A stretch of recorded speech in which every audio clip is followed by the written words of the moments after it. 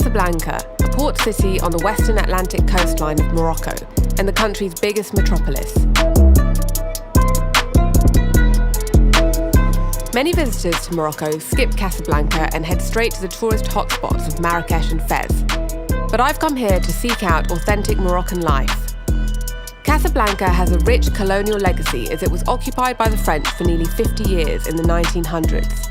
It's a city of contrasts, both traditional and modern, Moroccan and European, and it's this unique mixture that has led me here. The city has an old Medina which dates to the 1500s, several hundred years before the French arrived, and it's one of the oldest neighborhoods in Casablanca. I'm meeting up with a local, Mohammed, and we're visiting the Medina a few hours before the breaking of fast, as it's currently the month of Ramadan, and locals fast during daylight hours. So we are going to go into the old Medina now. It's a very beautiful entrance.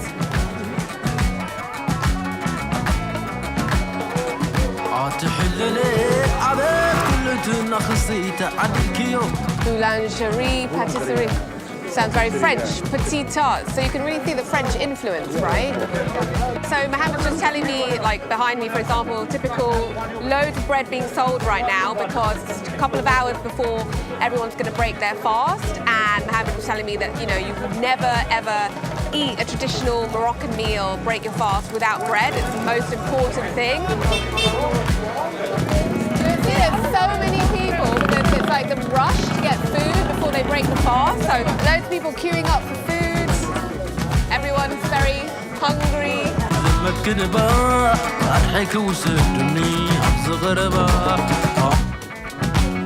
This is amazing. Like, I feel like this is like real local life. Completely surrounded by locals. Everyone's going about their day. It's so much bread. Unbelievable. All the vegetables. Wow.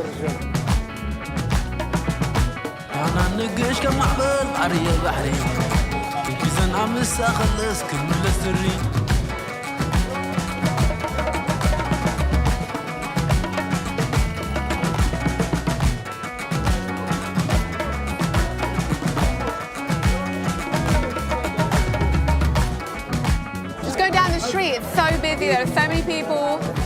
Mohammed's telling me that everyone loves making tagines as well, so like you can see like amazing, the fresh, look at the fresh meat all hanging. So Mohammed's telling me that actually a lot of the meat on offer is turkey because, you know, we're in the old quarter and it's actually cheaper than lamb, so you can see that people try to make tagine with turkey and that works out cheaper. This is chicken, so it's a bit cheaper than the turkey, but you know, for Ramadan, people want something special. You have like maybe the wealthier people that will go for the lamb and the beef. And then, you know, maybe some other people that want to be a bit more economical will choose, you know, turkey and then chickens as well.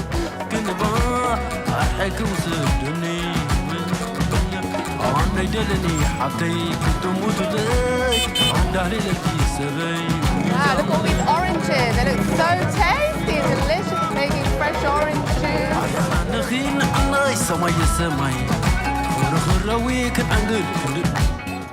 Most eaten fish in Casablanca is sardines. So there's so many sardines, they're very cheap, nutritious, and you've got the port right here, so it's a huge fishing industry and it's mainly sardines. So you can see how many sardines there are. It's amazing.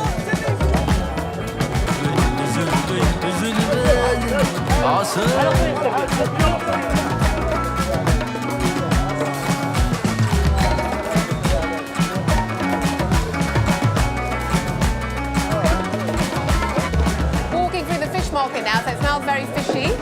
Got amazing fish, wow, so much fish. All sorts of white fish, tuna. Wow.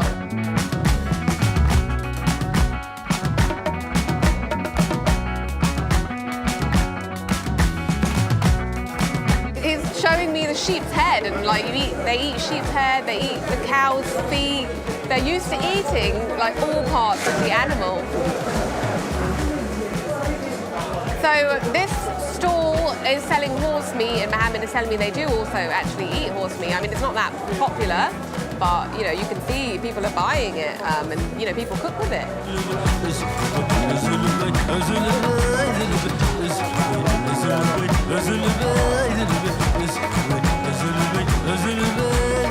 Awesome.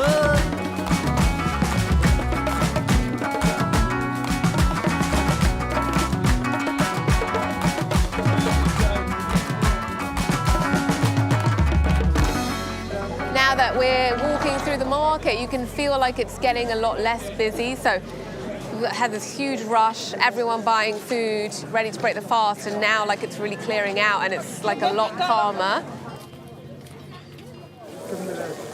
It smells really good. That's like fresh sardines, so good.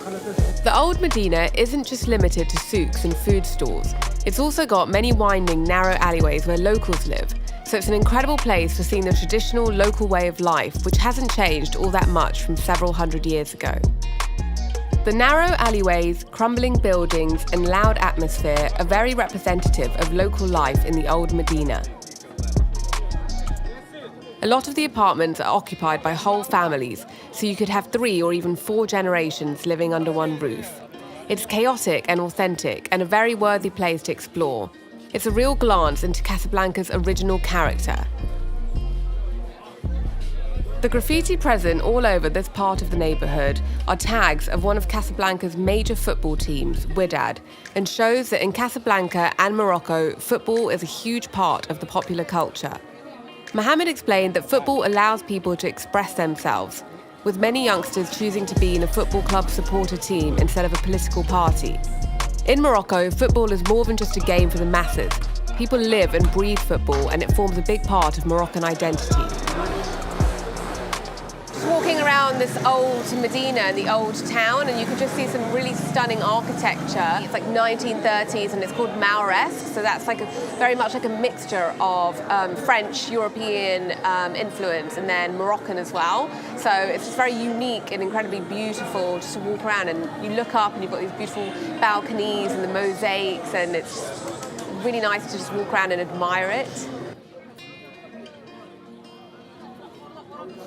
This is one of the plazas in the old Medina, which is called Place Belgique, so the Belgian Square, and you can see some really beautiful examples of the Art Deco architecture here. So you've got these beautiful motifs on the walls, balconies which look outwards towards the streets, which you wouldn't have. So right opposite the Art Deco apartments, you have Islamic apartments, and obviously they don't have the balconies that look out towards the street because very conservative, religion. It's a really great contrast of, the different buildings that you'll come across when you just walk around in the old town.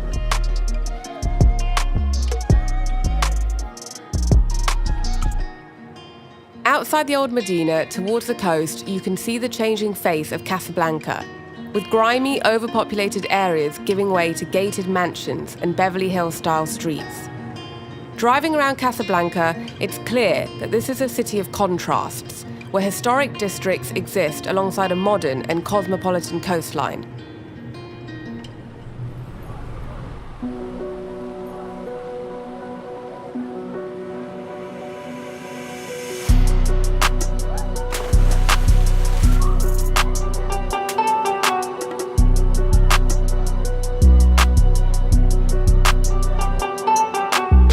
The second mosque was built for the former king's 60th birthday, and its location overlooking the ocean waves echoes a verse from the Quran, which states that God's throne was built upon the water. This mosque is absolutely stunning. There is just so much beautiful detailing, and a lot of Moroccan artisans worked on it. The fact that they decided to build such an ornate, grand monument in Casablanca really goes to show that the king wanted to put Casablanca on the map, and kind of it's like the future of Morocco.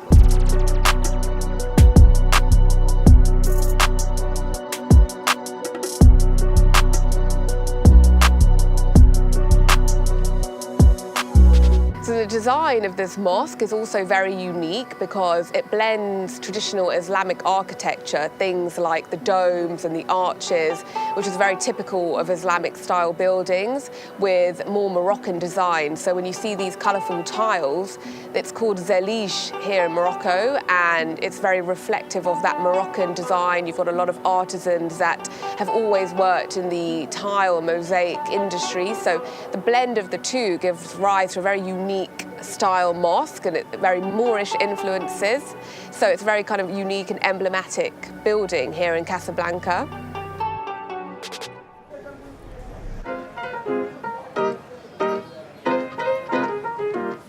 I've come to Marché Central, which is a central marketplace. They have a lot of fresh fish here, and you can buy the fresh fish and take it to one of the little restaurants here in the market and have them cook it for you. So I want to try out the fish in Casablanca. It's a port city. There's lots of fresh fish on offer. Wow, so this is all the fish. Hello, hi. Wow, there's a lot of fish on offer. All from Morocco. So you got shrimp, a bit of shrimp, some calamar. Good, yeah, great. What else is good to try? I've got calamar, got shrimp, maybe some sardines, a few sardines as well. They're fresh from Morocco. Which white fish is from Morocco? San Pedro. Wow, San Pedro. Okay, perfect. So that's 150. Thank you. You're welcome. Thank you very much.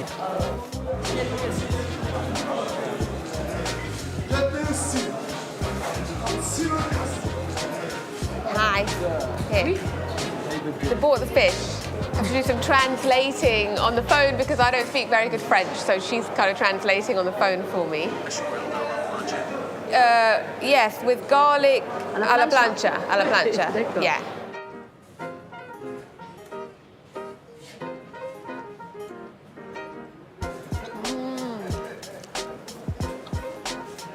My gosh, wow. Ooh, beautiful. Thank you, shukran. That looks incredible. They call it the San Pedro Saint Pierre. Again, it's fresh from Casablanca, and they've got a little bit of condiment. Like, it smells quite spicy, so I'm just gonna add a bit of that to it as well.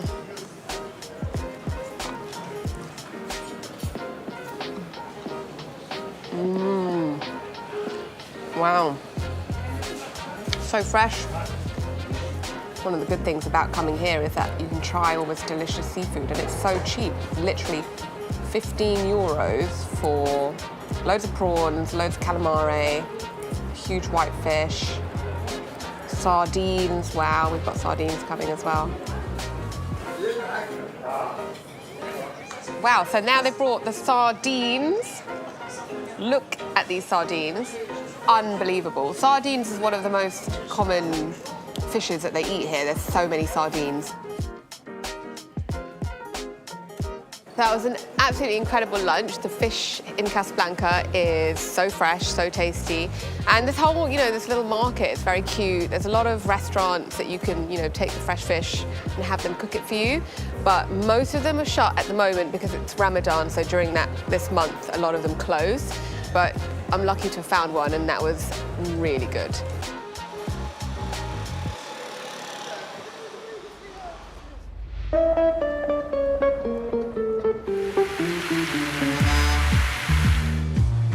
Casablanca's downtown area is filled with stunning architectural monuments built during the French occupation in the 1900s.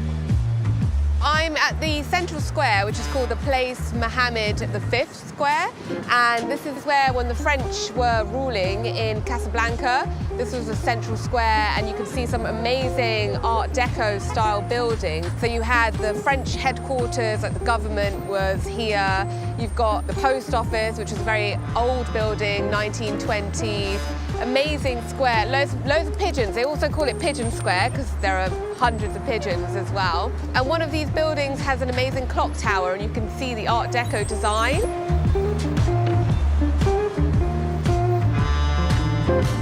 There are so many beautiful buildings all around this area, which was, the French Quarter, and lots of French architects were called over here by the governor, the French governor at the time, General Layouti, and he really wanted to make Casablanca this beautiful kind of place with the European-style Art Deco architecture.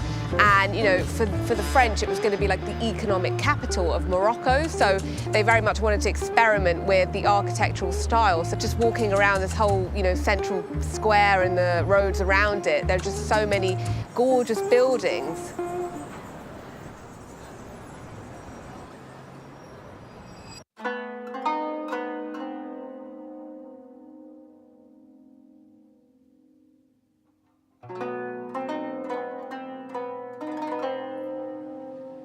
So I'm in the Habous Quarter and I'm about to go into the Habous Medina, which is also called the Nouvelle Medina or the New Medina. So this area was built by the French in 1916, and it was built because the old Medina, which I went to yesterday, had gotten really overcrowded, very overpopulated. So the French decided to build a new Medina, modelled off the kind of Islamic architecture, so that the Moroccans that were coming over from different parts of Casablanca could come here and they'd have somewhere to live. A lot of Moroccans from all over Morocco came to Casablanca during the time that the French were here because there was a big economic boom. There was a lot of work in different industries, in the ports, textile industries. So nowadays this area here is very much a middle class, upper class neighborhood. So it's a real kind of contrast between, the old Medina that I visited and the new Medina. It's kind of a very different atmosphere, a very different vibe. Just walking around here, I can see that there's a lot of Islamic style architecture. So you'll see the arches are a very typical Islamic characteristic. And even though the French built the Habous Quarter, they still wanted to honor that typical Islamic architecture.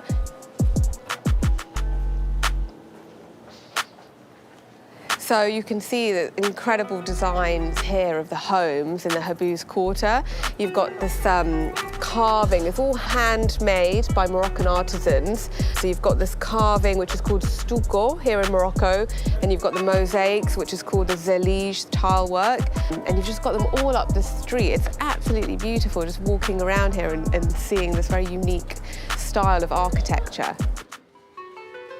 So when you go down these little streets, you can often find very old workshops. You have artisans that have had their workshops for so many years and they're still working here. So I've just come across one of the artisans that repairs teapots, and it's just got a really little workshop, but it's very cute, very quaint.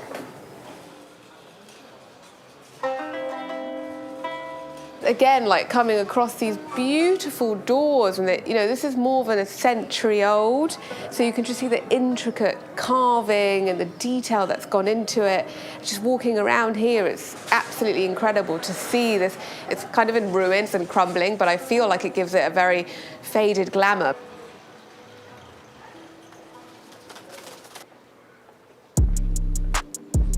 One of the things I've noticed walking through all these arches is that typically in Islamic architecture, you have the arch, and then on top of the arch, you'll always have a room. So you'll see like there's a window, and that's meant to be like the most beautiful room of the house. And it's a characteristic that you'll find anytime you're going through these Islamic type arches. That smell that I can smell is the famous pastry shop on this road, which is called Benny's. It's got a lot of rich history and heritage, famous all over the world. Even the New York Times wrote an article about it, and they have all the typical Arabic sweets. So I'm going to go and buy a box of like assorted sweets and try them, because the smell, you can smell it from all the way up the road.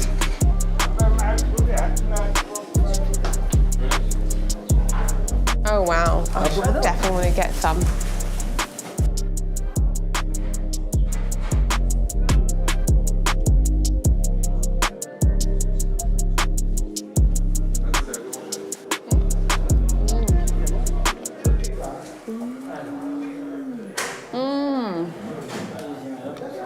So good. Reminds me of when I was a child. Delicious, really delicious. We've got a whole box of many, many different sweets.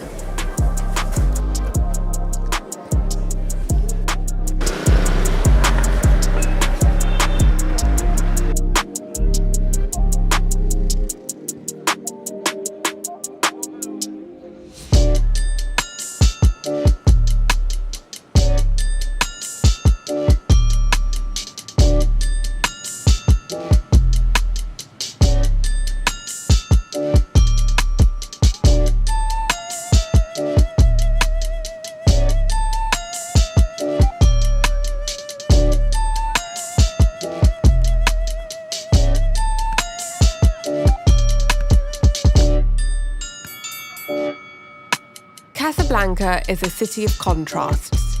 The mix of modernity and traditions which is ever present in the culture and social fabric of this sprawling metropolis is what makes it so unique.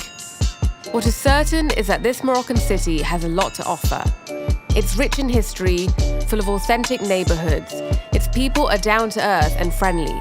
And in the middle of the seeming contradictions is a city fighting to lead Morocco into a prosperous future.